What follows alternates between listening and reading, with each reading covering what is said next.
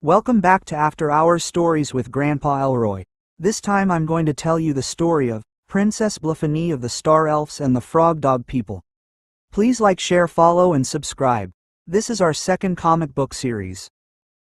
The Star Elves had lost their home planet and were looking for a new home. They were a very technically advanced society. They were starving and desperate when a scout ship came back to the Armada saying they found a planet they could live on. The Frogdog world was full of several mixed breeds of Frogdog people. These groups lived in three main separate societies. One was the Swamp Frog Dogs. They eat fish and bugs. They were known for their music. The second group of frog dogs are the Beach Frog Dogs. They live on the beach and eat fish and fruit. They are great crafters and the strongest of the frog dogs because they are the most active. They are known for their hospitality. The third group is the Rural Frog Dogs. They are farmers and live in houses. They eat fish and vegetables. They consider themselves rulers of the Frogdog world. They are known for their generosity and charisma. All three groups live in peace. One of the Frogdog's most sacred day is their 10 years ancient ancestor jungle gathering. It's the time every 10 years when all three groups celebrate where they came from. It was on this holiday that the Star Elves Armada attacked the Frogdogs.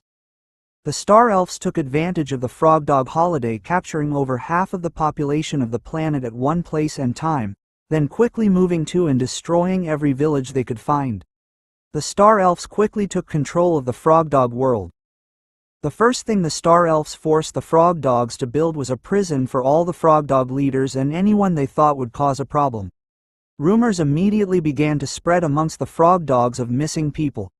The Frogdogs were scared and sad. Next, the Star Elves forced the Frogdogs to build them elaborate cities and castles to live in while making the small, weaker Frogdogs their house servants. They also encouraged the Frogdogs to continue to breed.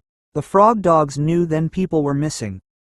It was almost a full year since the Star Elves had taken over the Frogdog world and the slave Frogdogs were just finishing the new Star Elf statues and temples, but tensions were building on both sides. As Frogdogs both disappeared and ran away. It was at the Star Elves' first annual celebration of their victory over the Frogdogs that the Frogdogs' servants finally found out why all their people had gone missing and what the Star Elves were eating. It was a disgusting sight. The Star Elves were eating the Frogdogs. The Frogdogs have never known war or fighting in the history of their people. Finally decided to form a fighting resistance to the Star Elves. They started to gather in secret caves underground. At first they mostly argued since they didn't know how to fight.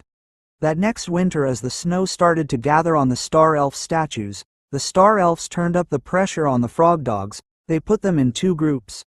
Group 1, small servants, and Group 2 went to breeder prison camps to be food. It was early the next spring when a Frogdog wizard appeared with a plan and a potion. There had only ever been two known Frogdog wizards in history. The first one created them, and the second one led them out of the jungle into Trinity life. The wizard's plan called for a young brave servant Frogdog to take the potion and sneak it into Princess Blephany of the Star Elves' drink. He was scared but brave. His dad had been the leader of the planet before the Star Elves came. His name was Moonhopper. A week later that Moonhopper snuck the potion in Princess Blephany of the Star Elves' drink. She was in her chambers later that night when she started to turn into a Frogdog.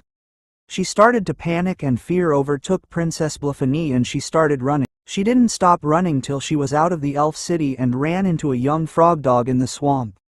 He spoke up and said, "I'm Ghost Holler, and I am here to lead you on a spiritual journey.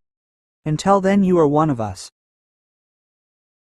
Well, thanks my friends for joining me in the origin episode of Princess Blephany of the Star Elves and the Frogdog People. As always, Grandpa Elroy is praying for you. Peace be with you. Don't forget to subscribe and like and share.